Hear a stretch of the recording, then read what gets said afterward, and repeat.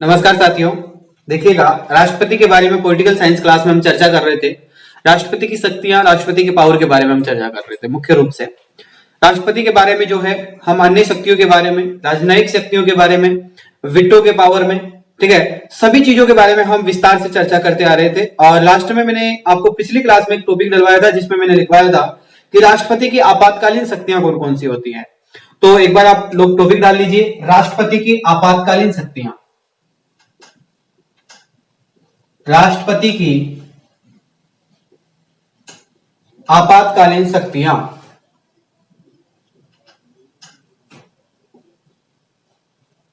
आपातकालीन शक्तियां। अब राष्ट्रपति की आपातकालीन शक्तियां कौन कौन सी होती है वो लिख लीजिए आप लोग। संविधान के 18वें भाग, भारतीय संविधान के भाग 18 में आपात स्थिति से संबंधित कुछ शक्तियां प्रदान की गई है। संविधान के भाग 18 में, भारतीय संविधान के भाग 18 में आपात से संबंध या आपात से संबंधित जो पावर्स है उनका क्या किया गया है, जिक्र किया गया है। बेटा, पावर्स का जिक्र किया गया है।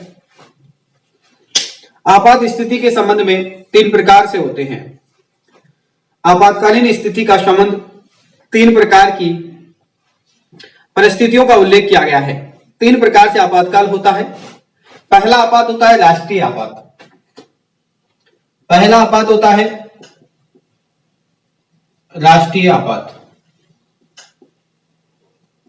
ठीक है। दूसरा आपात होता है राष्ट्रपति शासन। राष्ट्रपति शासन।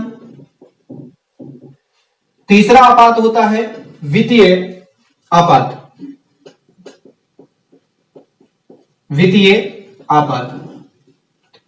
देखिएगा, राष्ट्रीय आपात अनुच्छेद 352 में उल्लेख किया गया है। अनुच्छेद 352 में। राष्ट्रपति शासन जो है अनुच्छेद 356 में लागू किया गया है। 356 में। और अनुच्छेद 360 में वित्तीय आपात के बारे में जिक्र किया गया है। याद रखना, अगर राष्ट्रपति की आपातकालीन शक्तियों का अगर जिक्र होता है या आपात स्थिति का जिक्र किया जाता है, देखिएगा अनुच्छेद 52 के अंदर किसके बारे में जिक्र किया गया है, तो राष्ट्रीय आपात के बारे में अनुच्छेद 352 के अंदर जिक्र किया गया है। राष्ट्रीय शासन की बात की जाए तो अनुच्छेद 356 में जिक्र किया गया है। उसी प्रकार से वित्तीय आपात की बात की जाए तो अनुच्छेद 360 में जिक्र किया गया है। एक बात विशेष आप लोग ध्यान रखिएगा, ऑप्शनल पॉलिटिकल साइंस लेने वाले विद्यार्थी खासतौर पर ये चीजें आप लोग अभी कंप्लीट करते चलिएगा। प्रीलिम्स मेंस एग्जाम के लिए ही आप इसको कंप्लीट करिएगा। ऑप्शनल के लिए ये चीजें जो है आपके राष्ट्रपति की जो शक्तियां है, राष्ट्रपति का जो पावर है या जो पद है, उसके बारे में वहां पर जिक्र नहीं किया गया है। आप सिलेबस देखिएगा एक बार, जो चीजें प्रीलिम्स और मेंस में पूछी गई है वो चीजें वापस रिपीट नहीं हो रही है। कहां पर? ऑप्शनल के अंदर। ऑप्शनल पेपर आपका जो है उसके अंदर उन चीजों के बारे में जिक्र नहीं किया गया है। खासतौर पर आप लोग इन चीजों का ध्यान रखें कि आप लोग ये ना समझे कि जो चीजें हम पढ़ रहे हैं इन चीजों से ही ऑप्शनल में काम चल जाएगा। पॉलिटिकल साइंस ऑप्शनल में इनसे काम नहीं चलेगा, क्योंकि इसका और उसका सिलेबस बिल्कुल भिन्न है। जो टॉपिक प्रीलिम्स और मेंस में दिया गया है वो ऑप्शनल में डाला ही नहीं उसने, ठीक है। तो ये सिलेबस की आप एक बार व्याख्यान कर लीजिए। वैसे सिलेबस जो है मैं आपको 10 तारीख को सभी विद्यार्थियों के सामने एक एक पॉइंट पर बात करूंगा, एक एक पॉइंट व्यू पर बात करूंगा, कौन सी किताब से कहां से पढ़ना पड़ेगा। और दूसरी बात, अगर आप ऑप्शनल को लेकर ये समझ रहे हैं कि लक्ष्मीकांत की बुक से पर्याप्त है या लक्ष्मीकांत की बुक से चल जाएगा काम, लक्ष्मीकांत की बुक में 3 या 4 टॉपिक मिलते हैं, उसके अलावा सब चीजें बाहर की है ऑप्शनल के लिए। तो आप लक्ष्मीकांत पढ़ के जो है प्रीलिम्स और मेंस क्लियर कर सकते हैं, लेकिन लक्ष्मीकांत पढ़कर आप ऑप्शनल क्लियर नहीं कर पाओगे। विशेष ध्यान रखना इस बात का। और ये वास्तविकता है, ये सत्यता है। लोग कहते हैं कि ऑप्शनल पॉलिटिकल साइंस लेने का मतलब है कि सारी किताबों को खोदना, और सारी किताबें खोदनी पड़ेगी उसके लिए आपको। ऐसा नहीं है कि लक्ष्मीकांत पढ़ लिया उससे काम चल जाएगा, ज्योग्राफी में माजिद हुसैन पढ़ लिया ऑप्शनल लेकर तो उससे काम चल जाएगा, नहीं चलेगा काम। ध्यान रखना, सारी चीजों के अंदर सारे टॉपिक्स जो है, ग्रेजुएशन की पूरी बुक्स है, एनसीईआरटी की 11th 12th की बुक्स है, कक्षा 6 से लेकर 10 तक की जो बुक्स है, उन सारी किताबों में, और खासतौर पर एमए जो जिसको आप बोलते हैं, ठीक है, तो मास्टर जो करता है उसकी किताबें तक भी आपको खोलनी पड़ेगी, तब जाकर आपका ऑप्शनल क्लियर कर पाओगे। पूरे टॉपिक वहां पर मिलेंगे आपको। तो इतनी किताबें आपको लगभग जो है 10 से 12 किताबें अलग लेनी पड़ेगी। लक्ष्मीकांत को आप एक तरफ रख दीजिए, लक्ष्मीकांत आपके ऑप्शनल के लिए कोई इंपोर्टेंस नहीं रखती है। जो चीजों का जिक्र ऑप्शनल सब्जेक्ट के जो सिलेबस में किया गया है वो चीजें पॉलिटिकल साइंस की लक्ष्मीकांत की बुक में नहीं दी गई है। और अगर आप नहीं मानते हैं तो आप एक बार विश्लेषण कर लीजिए सिलेबस का, उसके बाद में पता लगा लीजिए। जो चीजें लक्ष्मीकांत बुक में दी गई है वो प्रीलिम्स और मेंस के लिए पर्याप्त है, उससे ज्यादा उससे बाहर कुछ नहीं पूछता है। लेकिन प्रीलिम्स और मेंस एग्जाम के लिए ही है, ऑप्शनल के लिए कतई भी अगर मैं कहूं तो बिल्कुल भी आप उस पर जो है विश्वास मत करिए, बिलीव मत करिए कि इससे काम चल जाएगा, नहीं चलेगा, फिर बाद में आप लोग पछताएंगे। ठीक है, तो आगे चलते हैं। तो देखिएगा, राष्ट्रीय आपात की बात की गई है अनुच्छेद 352 के अंदर, राष्ट्रपति शासन की बात की गई है अनुच्छेद 356 में, वित्तीय आपात की बात की गई है अनुच्छेद 360 में। इसके बाद में सबसे पहले आप लोग पॉइंट लिखिएगा, मेंस की दृष्टि से मैं आप लोगों को क्लियर करवा रहा हूं, ऐसा नहीं कि प्रीलिम्स एग्जाम की तरह सीधे चल रहे हैं। अब पहला टॉपिक लिखिए राष्ट्रीय आपात, और इसके बारे में विस्तार से लिखिए आप लोग। राष्ट्रीय आपात अनुच्छेद 352 में इसका उल्लेख किया गया है, और इसके बारे में आप लिखना प्रारंभ करिए। बेंच के लिए सारी चीजें इंपॉर्टेंट है, आप लिखिए इसमें। अनुच्छेद 352 के अनुसार राष्ट्रपति को लिखते चलिए, भारतीय संविधान के अनुच्छेद 352 के अनुसार राष्ट्रपति को युद्ध, बाह्य आक्रमण या सशस्त्र विद्रोह, बाह्य आक्रमण सशस्त्र विद्रोह से भारत या उसके किसी भी भाग को सुरक्षा का संकट में होने के आधार पर आपात की उद्घोषणा करने की शक्ति राष्ट्रपति को दी गई है। आपात की उद्घोषणा करने की शक्ति राष्ट्रपति को दी गई है। इसके पश्चात आगे लिखिएगा, उद्घोषणा का उद्देश्य भारत की आंतरिक व बाह्य खतरों से सुरक्षित बनाए रखना है। उद्घोषणा का उद्देश्य भारत की आंतरिक व बाह्य खतरों से सुरक्षित बनाए रखना है। अन्य बातों के साथ में उसका प्रभाव यह भी है कि संघ को राज्य के क्रियाकलाप पर या उनमें से ऐसा कार्य पर व्यापक नियंत्रण प्राप्त हो जाएगा। संघ को राज्य के क्रियाकलापों पर यह उनमें से एक कार्य का व्यापक नियंत्रण प्राप्त हो जाएगा। यह भी इसका एक कार्य है जो कि सशस्त्र विद्रोह या बाह्य आक्रमण से प्रभावित है। इसका मतलब समझिए एक बार, उद्घोषणा का उद्देश्य जो है भारत की आंतरिक और बाह्य सुरक्षा करना तो है ही सही, उसके अलावा भी जो है संघ और राज्यों को जोड़ने के लिए आपस में एक तुलनात्मक अध्ययन अगर अपन करते हैं, वैसे आपको मेंस ऑप्शनल के अंदर में आपको ये चीज पढ़ाऊंगा क्योंकि उसमें स्पष्ट टॉपिक दिया गया है कि संघ और राज्यों के बीच में आपसी संबंध, राष्ट्रपति का जो संबंध है, ये तुलनात्मक जो संबंध है, जो पावर है, आपातकालीन जो शक्ति है, इसका स्पष्ट टॉपिक दिया गया है उसमें। ठीक है, तो उसमें अपन तुलनात्मक अध्ययन करेंगे, लेकिन एक बार आप मेंस की दृष्टि से भी इसको समझ लीजिए, क्योंकि जो अन्य विद्यार्थी जो अन्य सब्जेक्ट के हैं, जैसे हिस्ट्री के हैं, पॉलिटिकल के हैं, हिंदी के हैं, तो विद्यार्थी पॉलिटिकल ऑप्शनल थोड़ी ना पढ़ने बैठेंगे। तो इन चीजों को क्लियर कर लीजिए एक बार आप लोग। तो देखिएगा, राष्ट्रपति की जो शक्ति है, राष्ट्रीय आपात जो लगाया जाता है अनुच्छेद 352 के अनुसार लगाया जाता है। कंडीशन ऐसी होनी चाहिए कि जिस प्रकार से युद्ध हो गया हो, या फिर बाह्य आक्रमण हो गया हो, या फिर सशस्त्र विद्रोह हो गया हो, या फिर जिसको गृह युद्ध भी आप बोल सकते हैं, तो वो भी हो गया हो, तो उस समय जो है अनुच्छेद 352 के तहत जो है राष्ट्रपति आपातकाल घोषित कर देता है, राष्ट्रीय आपात घोषित कर देता है। राष्ट्रीय आपात इसलिए घोषित किया जाता है क्योंकि इसका एक मुख्य उद्देश्य, और हमारे संविधान निर्माताओं ने एक छोटी सी बात यहां पर ये और लिखी है कि इसका प्रभाव जो है संघ और राज्यों को आपस में जोड़ने की बात करता है। क्योंकि अगर मान लीजिए कोई भी राज्य है, जैसे मान लीजिए राजस्थान है, अब राजस्थान के पास ही में जो है जैसे पंजाब है, मान लीजिए पाकिस्तान के नजदीक है राजस्थान, पंजाब पाकिस्तान के नजदीक है। जैसे यहाँ के मुख्यमंत्री है, यहाँ के राज्यपाल है, वो अक्सर ऐसा ना हो और ऐसा हो जाए, कल्पना करिए एक बार कि वो पाकिस्तान के फेवर में चले जाएं। अगर वो ऐसा होता है कि अगर वो पाकिस्तान के फेवर में चले जाते हैं और वो उनका समर्थन करने लगते हैं, तो उस कंडीशन में क्या किया जा सकता है? तो संघ और राज्यों को आपस में जोड़कर रखना है। अगर मान लीजिए इस प्रकार से उन्होंने जो है पाकिस्तान के जो लोग हैं उनको जो है राजस्थान में या पंजाब के जो मुख्यमंत्री है, राज्यपाल है, जो भी है, प्रशासनिक अधिकारी जो भी होते हैं, तो उन्होंने उनसे समझौता कर उनको जो है भारत में प्रवेश कर दिया, भारत में प्रवेश दे दिया, तो ये एक समस्या खड़ी हो जाएगी। तो इस समस्या को निपटने के लिए जो है राष्ट्रपति के पास में एक सीधा सीधा संबंध है और राष्ट्रपति एक ही नोटिस के ऊपर जो है इसको बैन कर सकता है। राष्ट्रपति जो है उसके पास में पावर होता है कि मुख्यमंत्री और राज्यपाल की शक्ति एक सेकंड में छीन सकता है। और वह कैसे छीन सकता है? राष्ट्रीय आपात के थ्रू। अनुच्छेद 352 के तहत वो एक नोटिस के अंदर जो है राष्ट्रीय आपात लगा सकता है और राष्ट्रीय आपातकालीन कंडीशन में ऐसा होता है कि उसके अंदर राज्यपाल का, राष्ट्रपति का, सबका पावर चला जाता है, पूरा पावर जो है राष्ट्रपति के हाथ में आ जाता है। तो ऐसी कंडीशन होती है। तो ये संघ और राज्यों को जोड़ने की भी आपस में बात करता है ताकि राज्य जो है किसी दूसरे व्यक्ति या बाह्य व्यक्ति के संपर्क में ना आए। उसके लिए भी एक मेन पॉइंट जो है हमारे संविधान निर्माताओं ने इसमें लिखा है, जिसको मैंने आपको बताया है कि क्रियाकलाप यानी कि संघ और राज्यों के क्रियाकलाप है, उनमें से एक कार्य पर भी है। यानी कि क्रियाकलापों की बात यही है कि अगर मान लीजिए कोई भारी फेवर में चला जाता है कोई भी राज्य या उसके राज्य के प्रशासनिक अधिकारी या जो भी राजनीतिक पार्टी के जो भी अध्यक्ष होते हैं, वो भी कोई भी व्यक्ति चला जाए तो इस प्रकार से राष्ट्रपति उसको कंट्रोल कर सकता है। अगला लिखिएगा, अब संविधान पर बात करते हैं, संशोधन पर। भारतीय संविधान में 44वां संविधान संशोधन के पूर्व, 44वां संशोधन के पूर्व यानी कि पहले की बात कर रहा है, पूर्व आंतरिक अशांति के कारण, आंतरिक अशांति के कारण भी आपात स्थिति की घोषणा की जा सकती है।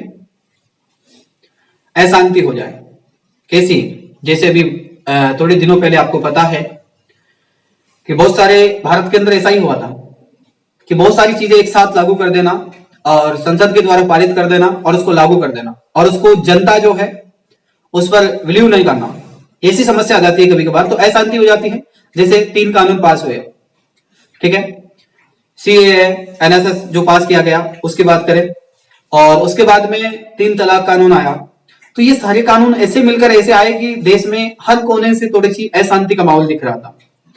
तो पहले ही हमारे संविधान निर्माताओं ने जो गलती की उसका वापस जो है संशोधन किया गया। 44वें संविधान संशोधन से पूर्व ही इस चीज के बारे में कहा गया कि अगर राष्ट्र के अंदर जो है, देश के अंदर अगर कहीं पर भी जो है अशांति का माहौल अगर दिखाई दे रहा है तो उस समय भी राष्ट्रपति शासन लागू किया जा सकता है, तो उसको राष्ट्रीय आपात घोषित कर सकते हैं। तो राष्ट्रीय आपात के बारे में कहा गया है।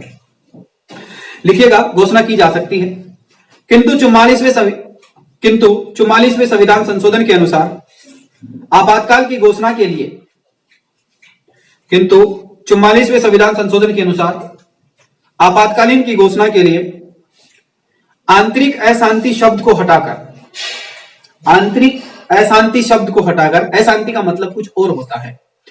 तो 44वें संविधान संशोधन के अनुसार जो है क्या हुआ कि आपातकालीन जो समस्याएं हैं, जो राष्ट्रीय आपात लगता है अनुच्छेद 352 के तहत, तो उसके अंदर पहले जो है अशांति शब्द लिखा हुआ था, उस शब्द को बदलकर सशस्त्र विद्रोह कर दिया गया है उसमें।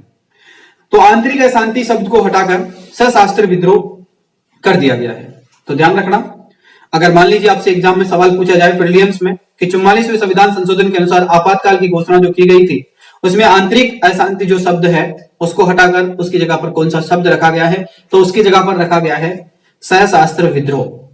ठीक है, लिखिएगा आगे, अब तक 3 बार राष्ट्रीय आपातकाल की घोषणा की गई है अनुच्छेद 352 के अनुसार। अब तक 3 बार राष्ट्रीय आपात की घोषणा की गई है, 3 बार की गई है। कौन कौन से समय में हुई है? पहला लिखिएगा 1962 में, पहला लिखिए बेटा 1962 में, 1962 में पहली बार 1962 में की गई। भारत व चीन के द्वारा आक्रमण हो गया था, भारत और चीन के मध्य आक्रमण के कारण, भारत व चीन के मध्य आक्रमण। इससे पहले एक बार, सॉरी ये 62 है, 1962 में जो है भारत व चीन के मध्य में आक्रमण हुआ। ठीक है, और जिस समय तो बात करें तो उस समय चीन की हालात तो आपको पता ही होगी, लेकिन फिर भी जो है अशांति उत्पन्न हो गई थी एक तरीके से। कई सारे लोग जो है उस पर बात करेंगे। कभी अगर आपने राज्यसभा टीवी में अगर आपने एक डिबेट देखी हो तो उसमें बताया गया था, एनडीटीवी में भी सुदीप जो चौधरी है और संदीप चौधरी जी ने उस पर जिक्र किया गया था, पहले बहुत अच्छे से जिक्र किया था उन्होंने। तो अगर आपने वो टीवी में अगर वो न्यूज देखी है तो आपको पता होगा कि उस समय की समस्या क्या थी। इस कारण से 1962 में भी भारत में और चीन के मध्य में जो है आक्रमण हो गया था, इस कारण से जो है राष्ट्रीय आपात लग गया था। दूसरा जो है 1971 में लगा, 1971 में दूसरा आपात स्थिति 1971 में लगा, जब भारत और पाकिस्तान के द्वारा या भारत और पाकिस्तान के मध्य युद्ध हो गया था, यानी कि पाकिस्तान के द्वारा आक्रमण करने के कारण, भारत पर पाकिस्तान के द्वारा आक्रमण करने के कारण 1971 में राष्ट्रीय आपातकाल लगा था। इसके पश्चात यानी कि पाकिस्तान भारत पर आक्रमण करने के कारण, है ना, लिख लीजिएगा, करने के कारण। इसके बाद में तीसरा लगता है बेटा 1975, याद करिए इंदिरा गांधी का समय। 1975 ईस्वी में कांग्रेस के द्वारा आंतरिक अशांति कर देने के कारण, कांग्रेस सरकार के द्वारा आंतरिक अशांति कर देने के कारण इंदिरा गांधी ने पूरा पावर जो है अपनी मनमानी से काम किया था उस समय, तो इस कारण भी 1975 में भी जो है राष्ट्रीय आपातकाल लग गया था। तो ये भी लिख लीजिए 1975 में कांग्रेस द्वारा आंतरिक अशांति के कारण। इसके बाद में अगला टॉपिक है आपका राष्ट्रपति शासन, और राष्ट्रपति शासन के बारे में हम अगली क्लास में चर्चा करेंगे। तो राष्ट्रपति शासन अनुच्छेद कौन सा किसके तहत लगता है, तो अनुच्छेद 356 के तहत। तो इसके बारे में अगली क्लास में चर्चा करेंगे, ठीक है। आज थोड़ा समय का अभाव है, फिर अगली क्लास में चर्चा करते हैं। अगर इस क्लास में किसी भी विद्यार्थी को कोई दिक्कत है तो आप मुझे बता सकते हैं। और साथ ही में मैंने फिर बता रहा हूं आप लोगों को 10 तारीख से न्यू बैच आपके प्रारंभ हो रहे हैं, जिसमें से एनसीईआरटी के लिए बैच है, प्री के लिए भी एक बैच रखा गया है, प्री और मेंस के लिए भी बैच रखा गया है, ऑप्शनल पॉलिटिकल साइंस के लिए भी बैच प्रारंभ किया गया है। जो भी विद्यार्थी ज्वाइन करना चाहते हैं 10 तारीख से 15 तारीख के बीच में एडमिशन ले लीजिएगा। उसके बाद में प्रॉपर रूप से क्लासें आपकी चलेगी। और बैच जो है एनसीईआरटी अनलिमिटेड समय के लिए है, नामात्र फीस में, जब चाहे आपके बच्चे तक भी पढ़ सकते हैं उसमें, ठीक है। तो अनलिमिटेड समय के लिए एनसीईआरटी रखी गई है। प्रीलिम्स एग्जाम, जो बच्चे प्रीलिम्स की तैयारी करना चाहते हैं, कई सारे विद्यार्थियों ने मेरे पास पहले डिमांड रखी थी कि सर हम केवल फ्री एग्जाम क्लियर करना चाहते हैं, प्रीलिम्स एग्जाम की आप मुझे तैयारी करवा दीजिए। तो उन विद्यार्थियों के लिए मैंने एक सुनहरा अवसर निकाला है, प्रीलिम्स एग्जाम की, स्पेशल प्रीलिम्स एग्जाम के लिए तैयारी करवाई जाएगी। दूसरा प्रीलिम्स और मेंस दोनों का बैच भी है, और ऑप्शनल पॉलिटिकल साइंस का भी 10 तारीख से बैच प्रारंभ होने जा रहा है। जो भी विद्यार्थी ज्वाइन करना चाहते हैं और जो भी विद्यार्थी आपके फेवर में है और जो भी विद्यार्थी आपके जानकार है, जो यूपीएससी की तैयारी करना चाहते हैं, उन तक आप इस सूचना को जो है पहुंचा दीजिएगा। बहुत जल्दी ही एडमिशन क्लोज कर दिए जाएंगे 15 तारीख तक। 15 तारीख तक आपके एडमिशन ओपन है, उसके बाद में क्लोज कर दिए जाएंगे। तो आप लोग आराम से एडमिशन ले सकते हैं, कोई दिक्कत नहीं है। फीस नामात्र है, बहुत कम है। भारत में एक मात्र ऐसी संस्थान है मंत्रा ईस एकेडमी, जिसमें यूपीएससी की तैयारी करवाने के लिए सबसे कम फीस रखी गई है, सबसे कम फीस रखी गई है। और साथ ही में फीस भी इस प्रकार से है जिसको आप आराम से पे कर सकते हैं, कोई दिक्कत नहीं है। किस्तों के अंदर आप आराम से पे कर सकते हैं, ऐसा नहीं है। और दूसरी बात, दूसरी विशेषता यह भी है कि सारी क्लासें आपको ऑनलाइन मिलेगी, ठीक है।